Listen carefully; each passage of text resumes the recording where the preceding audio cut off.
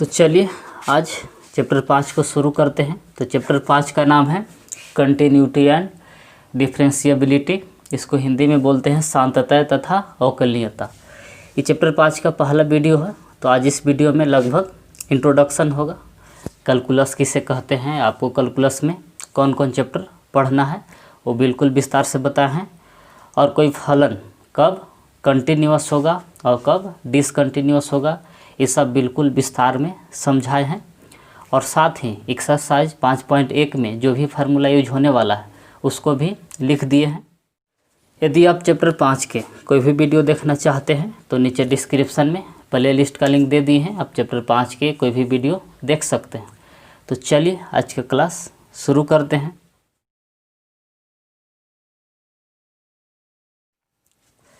तो चलिए आज चैप्टर 5 को शुरू करते हैं। तो चैप्टर 5 को शुरू करने से पहले कैलकुलस के बारे में थोड़ा बहुत जान लेते हैं, क्योंकि आपको 5 चैप्टर से लेके 9 चैप्टर तक कैलकुलस ही पढ़ना है।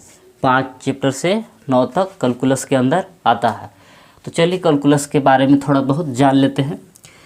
तो कैलकुलस का हिंदी होता है कलन। तो कैलकुलस कहते किसको है, देखिए इसका डिफिनेशन ऐसे है कि गणित की वह शाखा जिसके अंतर्गत राशियों के परिवर्तन की दर, राशियों की परिवर्तन की दर का अध्ययन किया जाता है, उसे कैलकुलस कहते हैं। तो इसका उपयोग आपको विज्ञान, इंजीनियरिंग और इकोनॉमिक्स में बहुत ज़्यादा होता है। इसके बिना आपको विज्ञान, इंजीनियरिंग और इकोनॉमिक्स अधूरा है कैलकुलस के बिना। तो इसमें डिफिनेशन है कैलकुलस का कि गणित की वह शाखा जिसके अंतर्गत राशियों के परिवर्तन का दर की अध्ययन किया जाता है। तो राशियों के परिवर्तन की दर है क्या, जैसे माने कि कोई वस्तु की गति का अध्ययन करना है। जैसे मार्कर को हम गिरा रहे हैं तो ऊपर से गिराएंगे तो पहले जब छोड़ेंगे तो इसका स्पीड कम होगा, धीरे धीरे नीचे आएगा तो और ज़्यादा बढ़ेगा, और नीचे जाएगा तो और इसका स्पीड बढ़ेगा। तो इस मार्कर का किस पॉइंट पर कितना स्पीड था कैलकुलस के माध्यम से बिल्कुल हम लोग ज्ञात कर सकते हैं। तो कैलकुलस का जनक 2 ही वैज्ञानिक का माना जाता है, एक है न्यूटन और एक है लेबनिज। कैलकुलस का जनक 2 ही वैज्ञानिक हैं, न्यूटन एवं लेबनिज, दोनों मिलकर कैलकुलस का आविष्कार किए हैं। और इस कैलकुलस के अंदर होता क्या है, कैलकुलस आपको मिक्स है एलजेब्रा प्लस त्रिकोणमिति इसके अंदर है, पूरा बराबर आपको बना है कैलकुलस। तो देखिए कैलकुलस क्या क्या से मिलके बना हुआ है, एलजेब्रा और त्रिकोणमिति इसमें भरपूर है, और दोनों मिक्स होके क्या बनाया है कैलकुलस। तो आपके बुक में चैप्टर 5 से लेके चैप्टर 9 तक कैलकुलस पढ़ना है। तो चलिए सबका नाम लिख लेते हैं, चैप्टर 5 से लेके 9 तक कौन कौन चैप्टर आपको कैलकुलस के अंदर आता है। तो चैप्टर 5 का नाम है आपको कंटिन्यूटी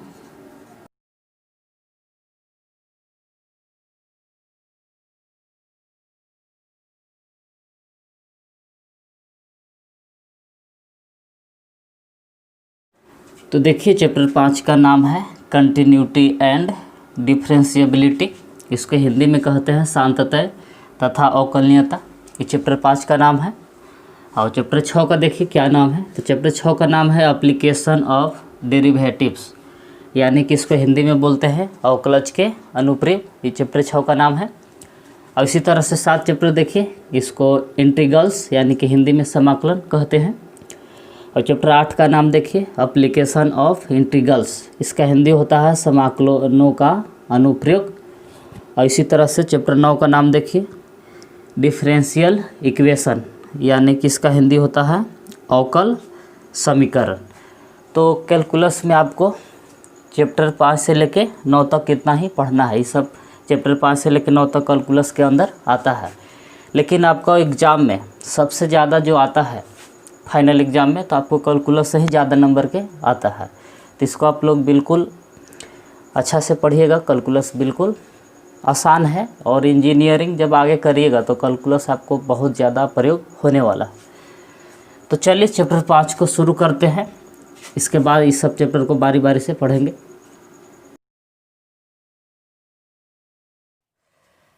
तो चलिए चैप्टर 5 को शुरू करते हैं। तो चैप्टर 5 का नाम है कंटिन्यूटी एंड डिफरेंशिएबिलिटी। तो एक्सरसाइज आपको 5.1 में सिर्फ कंटिन्यूटी पढ़ना है और इसके बाद एक्सरसाइज 5.2 से लेके 5.8 तक आपको डिफरेंशिएबिलिटी यानी कि अवकलनीयता पढ़ना है। तो चलिए कंटिन्यूटी के बारे में जानते हैं। कंटिन्यूटी होता क्या है? कंटिन्यूटी इसका हिंदी होता है सातत्य। तो देखिए किसी फलन की संततता अब दो विधि से जांच कर सकते हैं कि फलन संतत है कि असंतत है, यानी कि फंक्शन कंटिन्यूअस है कि डिसकंटिन्यूअस है। तो इसका पहला विधि है ग्राफीय विधि है। आप ग्राफीय विधि से भी बता सकते हैं कि फंक्शन कंटिन्यूअस है कि डिसकंटिन्यूअस। दूसरा है आपको बीजगणितीय विधि।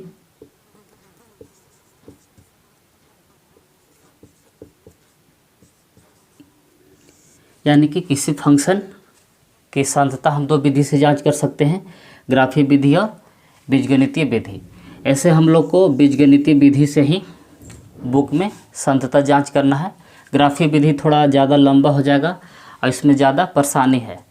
मतलब कि हम लोग एक्सरसाइज 5.1 का हल किस विधि से करना है? बीजगणितीय विधि से संततता जांच करना है। ये बिल्कुल आसान होता है, बीजगणितीय विधि बिल्कुल विस्तार से बताएंगे। तो चलिए ग्राफीय विधि से कुछ समझ लेते हैं कि कंटिन्यूअस फलन कौन होता है और डिसकंटिन्यूअस कौन सा फंक्शन होता है। तो इसमें ग्राफीय विधि में आपको ग्राफ छापना पड़ेगा, इसे y डैश और फिर इस तरह से x डैश x, बीच में मूल बिंदु होता है। तो इसमें ऐसा है कि कोई फंक्शन रहेगा, उसको पहले आप लोग को पॉइंट निकालना होगा। पॉइंट को इस ग्राफ पर, ग्राफ छापेला आप 10th क्लास में जान ही रहे थे। पॉइंट ऐसे आया, माने कि एक फंक्शन है, एक का पॉइंट यहाँ 0 पर है, एक यहाँ है यहाँ, और फिर इधर नीचे आया 2 पॉइंट।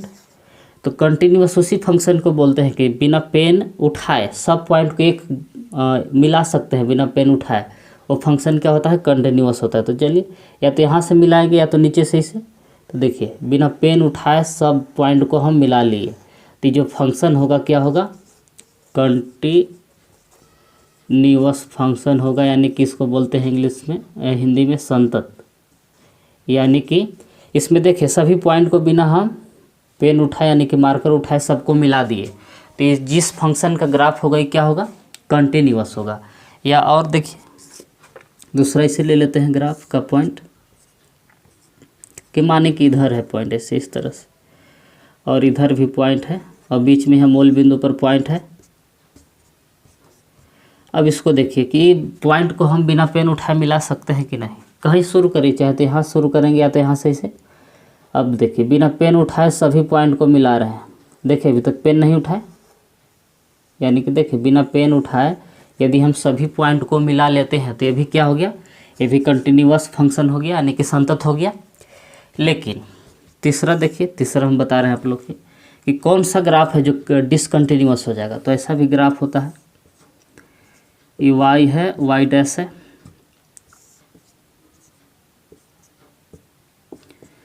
अब कोई सा फंक्शन है कि जिसका पॉइंट इधर दिया हुआ है, इसे 3 गो इधर है, 2 गो इधर है, और बीच वाला 0 नहीं दिया हुआ है, मतलब मूल बिंदु, यानी कि इसका पॉइंट 0 0 पर नहीं आ रहा है। तो इस कंडीशन में देखिए, इस सब में देखिए सबका मूल बिंदु पर, इसका भी एक मूल बिंदु पर पॉइंट था, इसका भी था, लेकिन इसमें मूल बिंदु पर पॉइंट रहबे नहीं करेगा। तो 3 गो को आपको इसे मिलाना होगा। अब इसको मिलाने के लिए अब कहीं कैसे मिलाओ आएंगे तो नहीं मिला लेंगे, लेकिन यहाँ पॉइंट बीच में रहेगा तब ना, यहाँ 0 0 पॉइंट रहबे नहीं करेगा। तो इसको 3 गो को पे अलगे मिलाना होगा। फिर इसे पेन उठा लिए और 2 को अलगे आके इसे मिला रहे हैं, तो फंक्शन क्या हो रहा है? कंटिन्यूअस है। देखिए ये 3 गो पॉइंट मिला दिए एक बार, और इधर फिर से पेन उठा के अब इसको मिलाना पड़ रहा है, तो क्या हो जाएगा आपको? डिसकंटिन्यूअस,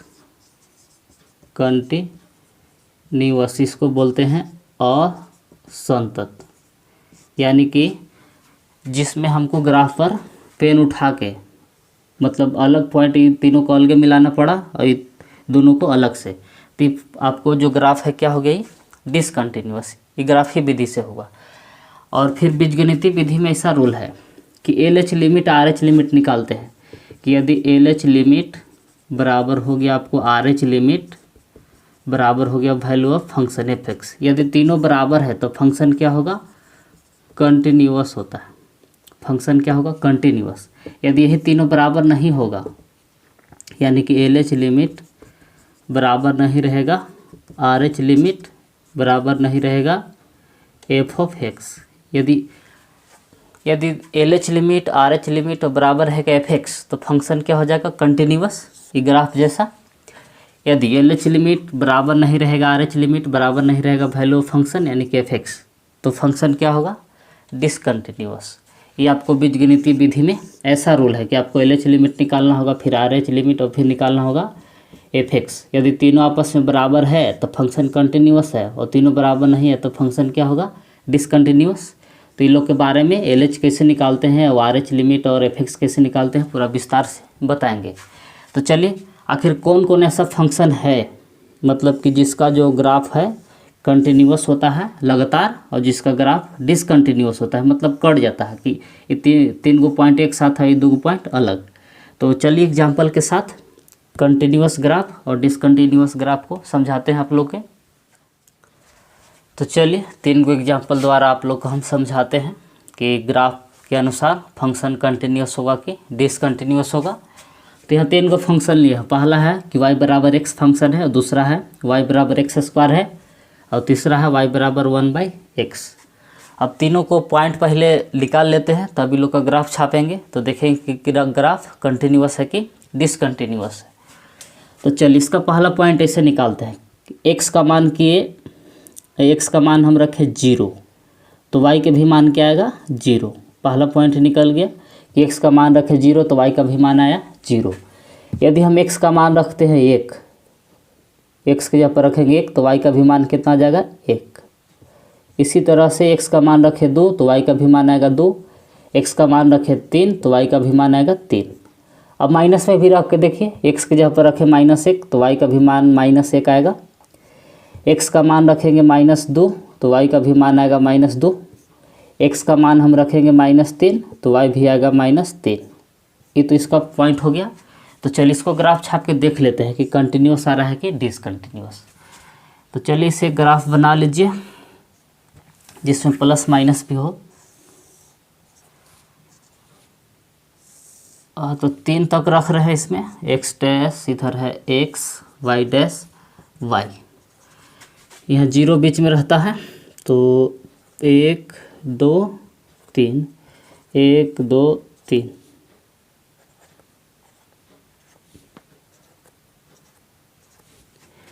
तो 1 2 3 ऐसे लिख लिया, 1 2 3। तो देखिए इधर डैश वाला दिन माइनस होता है, ये भी होगा माइनस, इस तरह से। अब चलिए पहला पॉइंट देखिए कहाँ है, 0 0, तो 0 0 तो यहाँ रहेगा पहला पॉइंट, ये हो गया 0 0। अब दूसरा पॉइंट देखिए 1 1, यानी कि x के सामने 1 y के सामने 1, तो यही ना पॉइंट होगा, x के सामने y के सामने 1 1 यहाँ है, इस पॉइंट का नाम है 1 1। इसी तरह से 2 2, यानी कि x के सामने 2 और y के सामने 2, कहाँ मिलेगा ये दोनों, तो यहाँ पर मिलेगा, तो इस पॉइंट का नाम है 2 2। इसी तरह से 3 3, तो x के सामने 3 y के सामने 3, तो यहाँ मिलेगा ही, यानी कि 3 3 का पॉइंट है। अब माइनस वाला में आइए, तो x का मान -1 y का भी मान -1, तो दोनों यहाँ मिलेगा, ये -1 और -1 का पॉइंट है। फिर -2, x का मान -2 y का, तो x के सामने -2 यहाँ आ रहा है, y के सामने -2 यहाँ आ रहा है, तो ये -2 है। x का मान -3 तो यहाँ है, और y का मान -3 यहाँ है, -3 का पॉइंट है। अब देखिए तो बिना पेन उठाए लोग के बना सकते हैं, सीधे मिला सकते हैं, तो आराम से मिला सकते हैं कि या तो यहाँ ऊपर शुरू करिए या तो नीचे से इसे देखिए, सबको बिना पेन उठाए एक बार में मिला दिए, तो फंक्शन का ग्राफ क्या हो रहा है, कंटिन्यूअस। देखिए इस सभी पॉइंट को मिलाने के लिए हमको पेन कहीं भी उठाना नहीं पड़ा, इसलिए ये जो फंक्शन है y बराबर x क्या होगा, ये कंटिन्यूअस होगा। ये क्या आ गया, कंटिन्यूअस आ गया। तो चलिए इसी तरह से अब जांच कर लेते हैं ये y बराबर एक्स स्क्वायर वाला कि कंटिन्यूअस आता है कि डिसकंटिन्यूअस। तो देखिए इसमें भी यदि हम x का मान रखते हैं 0 तो y का मान आ जाएगा 0, पहला पॉइंट मिल गया। यदि हम x का मान रखते हैं 1 तो y का भी मान आ जाएगा, 1 का स्क्वायर करिएगा तो 1, तो यानी कि 1 1। यदि x का मान हम रखते हैं तो 2, तो 2 रखिएगा x की जगह पर, तो 2 का स्क्वायर 4 हो जाएगा, तो 4 आएगा। यदि x का मान हम रखते हैं 3 तो हो जाएगा 9। इसी तरह से यदि x का मान हम रखते हैं -1 तो y का मान हो जाएगा plus.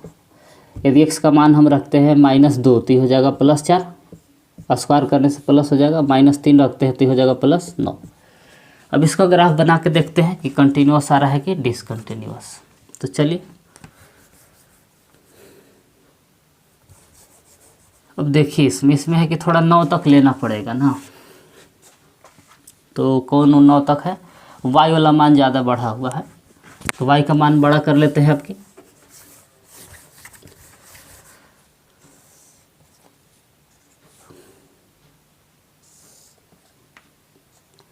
x dash x y y dash यह मूल बिंदु है। अब देखिए यहाँ से तो अनुमान से ही बैठाइए 0 0, तो 0 0 यहाँ होगा पहला पॉइंट। दूसरा पॉइंट 1 1, तो मानिए कि x के सामने 1 y के सामने 1 1 वाला पॉइंट है। फिर 2 4, यानी कि x के सामने 2 y के सामने 4, तो मानिए कि x के सामने 2 है, y के सामने यहाँ 4 है, अनुमान से ये 2 4 का पॉइंट है। और फिर 3 9, तो यानी कि x के सामने 3, तो यहाँ मानिए कि 3 है, और y के सामने 9 तो ऊपर होगा पूरा, यानी कि 3 9 है। और माइनस वाला देखिए, x का मान -1 इधर होगा और y का मान 1 यहाँ होगा, ये -1 और 1 है। फिर x का मान -2 तो y का मान कितना है 4, तो इधर मानिए कि y का मान 4 होगा, और x के सामने -2 पर है। फिर x का मान -3, तो मानिए कि -3 यहाँ है, और y का मान 9 इधर है, तो यानी कि -3 और 9 है। तो देखिए तो सब पॉइंट को हम बिना पेन उठाए मिला सकते हैं। तो देखिए चाहे तो आप यहाँ से शुरू करिए तो यहाँ से, अब यहाँ से जब शुरू करेंगे तो देखिए बिना पेन उठाए सभी पॉइंट को मिला लिए, तो ये भी क्या हो रहा है कंटिन्यूअस। देखिए इधर से भी मिलाएंगे तो बिना पेन उठाए सब पॉइंट को मिला लेंगे, इधर से भी मिलाएंगे तो मिला ले रहे हैं, तो ये भी क्या आ जा रहा है कंटिन्यूअस। यानी कि y बराबर एक्स स्क्वायर जो फंक्शन है क्या आएगा कंटिन्यूअस आएगा। अब तीसरा को जांच करते हैं कंटिन्यूअस है कि डिसकंटिन्यूअस। तो बताइए पहला पॉइंट, x का मान यदि हम 0 करते हैं तो 1/0 ये क्या हो जाता है इन्फिनिट, तो y का मान इन्फिनिट हो जाएगा, जिसको हम लोग मालूम नहीं कर सकते हैं कि y का मान कितना है। यानी कि x का मान हम यहाँ 0 नहीं रख सकते हैं, क्योंकि यहाँ इन्फिनिट हो रहा है, अपरिभाषित हो जाएगा, जिसका कोई परिभाषा है ये नहीं है। तो x का मान जैसे ये लोग में 0 0 किए थे, तो इसमें 0 0 नहीं कर सकते हैं, x का मान 0 कभी होबे नहीं करेगा। तो चलिए तो x का मान हम रखेंगे 1 तो y का भी मान आ जाएगा 1। यदि x का मान हम रखेंगे 2 तो y का मान हो जाएगा 1/2। यदि x का मान हम रखेंगे 3 तो हो जाएगा 1/3। इस तरह से या दोनों को पॉइंट ले लीजिए। अब माइनस में पॉइंट रख के देख ले रहे हैं, x का मान रखेंगे -1 तो y का मान होगा -1, और x का मान रखें -2 तो y का मान होगा -1/2। तो ये पॉइंट इस तरह से निकल गया। तो चलिए इसका भी ग्राफ बना के देख लेते हैं कि कंटिन्यूअस है कि डिसकंटिन्यूअस। तो इसे ग्राफ छाप लेते हैं, x dash x y dash y, यहाँ है मूल बिंदु। तो 1 है और पॉइंट 2 है, -1 है इधर है -2, -1 है इधर है -2, 1 है इधर है 2। तो चलिए पहला पॉइंट देखिए तो 1 1 है, तो इसमें तो 0 है नहीं, 1 1 तो 1 1 पॉइंट यहाँ हो गया ये। फिर 1 x के मान 2 है, y के मान 1/2, तो x का मान 2 और y के मान कितना है 1/2, तो 1/2 y का मान ही ना होगा, तो पॉइंट यहाँ होगा। x के सामने 2 और y के सामने 1/2 पर है। अब माइनस वाला में x का मान -1 तो y का भी मान -1 यहाँ, तो पॉइंट होगा आपको इधर यहाँ लगभग। अब y का x का मान -2, y का मान x का मान है -2 और y का मान है आपको 1/2, यानी कि इधर होगा वो पॉइंट, यहाँ पर होगा। x के सामने -2 पर है, y के सामने लगभग कितना पर, 1/2 के -1/2 के सामने है। अब देखिए बीच में हम मूल बिंदु है ये नहीं है, तो इस पॉइंट को हम ऐसे ना मिलाएंगे, ऐसे दोनों को तो आपस में मिला दिए। अब इसको यहाँ से हम नहीं मिला सकते हैं क्योंकि इसमें 0 0, इसमें 0 0 शामिल है ये नहीं है, तो इसको अलगे मिला दिए। तो पेन उठा लिए, पेन उठा के अभी दोनों को अलगे मिला रहे हैं, देख रहे हैं। तो फंक्शन क्या हो रहा है आपको, डिसकंटिन्यूअस होगा। डिसकंटिन्यूअस, क्यों डिसकंटिन्यूअस हुआ, तो इसको मिलाने के लिए ये दो पॉइंट को अलगे से मिला लिए, फिर पेन उठा के ऐसे मिला लिए। अब कहीं कि ऐसे नहीं मिला सकते, तो ऐसे कैसे मिलाएंगे, यहाँ 0 है ये नहीं है, इसमें 0 0 पॉइंट एबे नहीं करेगा, यानी कि मूल बिंदु से होकर गुजरेगा नहीं, इसलिए क्या हो गया आपको डिसकंटिन्यूअस है। इसका जो ग्राफ है लगातार नहीं बन रहा है, मतलब कंटिन्यूअस नहीं है। सभी पॉइंट को हम बिना पेन उठाए नहीं मिला पाए, इसलिए क्या आ गया डिसकंटिन्यूअस, यानी कि y बराबर 1/x जो फंक्शन होगा ये क्या होगा, डिसकंटिन्यूअस होगा। तो चलिए जो अब एक्सरसाइज 5.1 में फार्मूला यूज होने वाला है उसको बता देते हैं।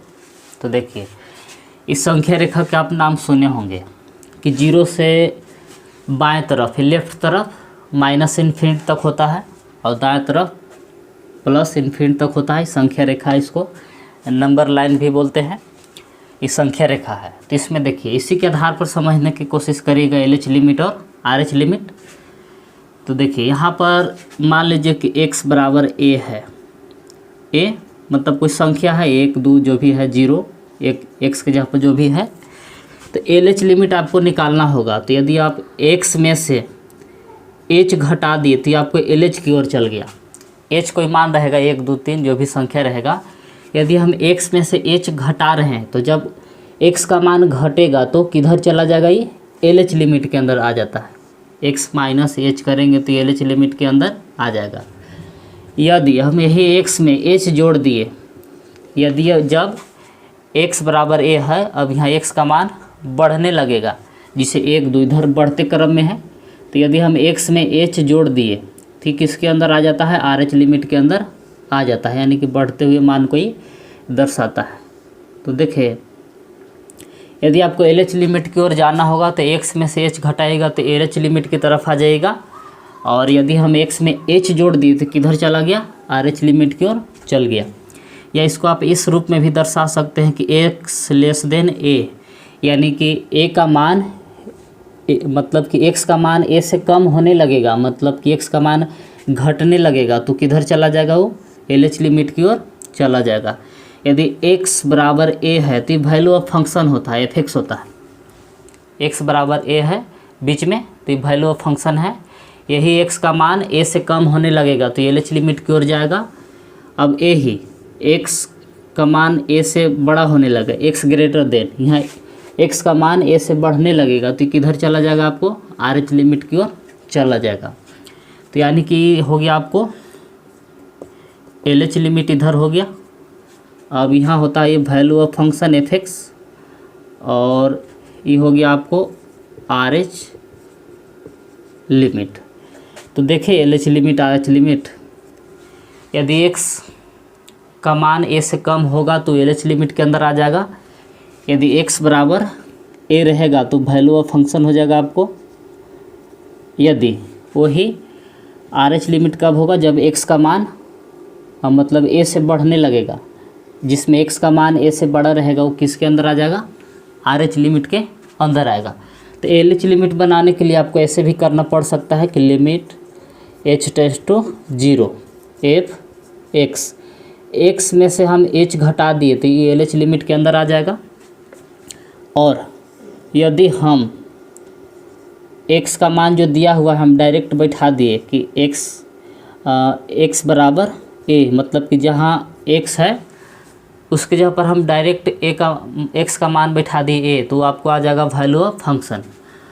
और इसी तरह से RH लिमिट में ऐसा नियम है कि लिमिट h टेंड्स टू 0, कोई फंक्शन है f(x), तो इस फंक्शन x में हम एच जोड़ देंगे तो ये आर एच लिमिट की ओर हो जाएगा, एक्स प्लस एच, यानी कि limit H tends to 0 F X plus H क्या है, आर एच लिमिट है। आपको ये सब आपको प्रयोग करना होगा, यानी कि जिसमें एक्स का मान छोटा रहेगा उसमें हम एल एच लिमिट चलेंगे, और उसको एल एच लिमिट बनाने के लिए इसे प्रयोग करना होगा एक्स माइनस एच, यानी कि एक्स में से एच घटा देंगे तो एल एच लिमिट की ओर आ जाएगा। वैल्यू ऑफ फंक्शन जो एफ एक्स होता है, जिसमें एक्स का मान बराबर रहेगा वो वैल्यू ऑफ फंक्शन कहलाएगा, फलन का मान। और आर एच लिमिट यानी कि एक्स का मान ए से बड़ा होगा, यानी कि एक्स ग्रेटर देन ए, यानी एक्स का मान बढ़ेगा तो आर एच लिमिट के अंदर आ जाएगा। और ऐसे बनाना होगा आपको आर एच लिमिट की limit H tends to 0 F X में एच जोड़ दिए तो क्या हो गई, आर एच लिमिट हो गया। तो चलिए लोग का फुल फॉर्म लिख देते हैं। एल एच लिमिट का मतलब होता है कि लेफ्ट हैंड लिमिट्स, इसका हिंदी होता है बाएं पक्ष की सीमाएं, इसका हिंदी हुआ एल एच का। इसी तरह से आर एच लिमिट शॉर्ट में है आर एच लिमिट, इसका होता है राइट हैंड लिमिट्स, इसका हिंदी होता है दाएं पक्ष की सीमाएं, दाएं पक्ष की सीमाएं हो गया आपको आर एच लिमिट। इसी तरह से होता है value of function F x, जिसको बोलते हैं एफ एक्स बराबर होता है value of function, value of function, यानी कि इसको हिंदी में बोलते हैं फलन का मान। तो चलिए इसको आप लोग वीडियो के रोक के नोट कर लीजिए। तो आगे हम बता रहे हैं कि कब कंटिन्यूस कहेंगे और कब डिसकंटिन्यूस।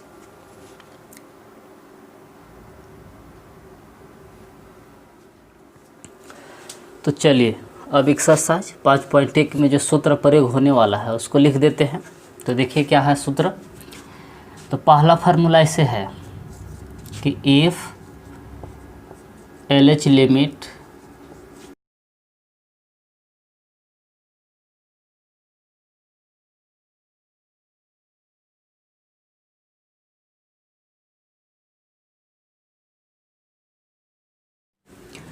तो देखिए इफ़ एल एच लिमिट बराबर आर एच लिमिट बराबर F X then function F is continuous. मतलब इसका हुआ कि यदि एल एच लिमिट बराबर रहेगा आर एच लिमिट और बराबर रहेगा एफ एक्स, तब फलन क्या होगा, संतत होगा।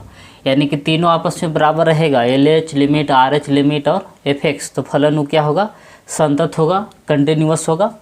दूसरा सूत्र देखिए, if L H limit does not equal R H limit does not equal F X then function F is discontinuous. इसका मतलब हुआ कि यदि एल एच लिमिट बराबर नहीं रहेगा आर एच लिमिट बराबर नहीं रहेगा एफ एक्स, तब फलन एफ असंतत होगा। यानी कि एल एच लिमिट और आर एच लिमिट तीनों में से कोई दो बराबर नहीं रहेगा तो फंक्शन क्या होगा, डिसकंटिन्यूस होगा, असंतत होगा।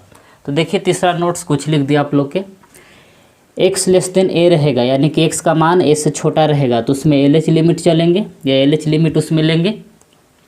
अब दूसरा बात देखिए, एक्स ग्रेटर देन ए तब लेना है आर एच लिमिट, यानी एक्स का मान बड़ा रहेगा जिसमें एक्स का मान ए से बड़ा रहेगा उसमें क्या लेना है, आर एच लिमिट लेना है।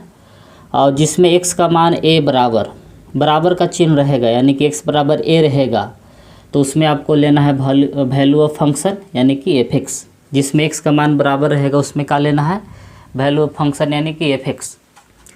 अब देखिए, अब यहाँ यह है कि छोटा भी चिन्ह रहेगा, यानी कि लेस देन और इक्वल दोनों रहेगा, मतलब छोटा भी रहेगा और बराबर भी रहेगा, तो इसमें दोनों चलेंगे। छोटा रहेगा तो एल एच ले लेंगे और बराबर रहेगा इसलिए उसमें एफ एक्स। तो देखिए ऐसा चिन्ह रहेगा तो उसमें एल एच भी लिमिट लेंगे और F x value of function भी लेंगे दोनों। अब ग्रेटर देन और इक्वल यानी कि बड़ा या बराबर दोनों का चिन्ह रहेगा तो उसमें आर एच लिमिट लेंगे बड़ा के चलते, और बराबर है इसलिए उसमें एफ एक्स लेंगे। यदि अंत में देखिए कि x बराबर a, x बराबर नहीं रहेगा a, मतलब कि x का मान जो है a से बराबर नहीं रहेगा तो उसमें LH लिमिट भी चल सकते हैं और RH लिमिट भी चल सकते हैं। तो यही 5.1 को हल करने में इतना ही लगभग सूत्र का प्रयोग होगा।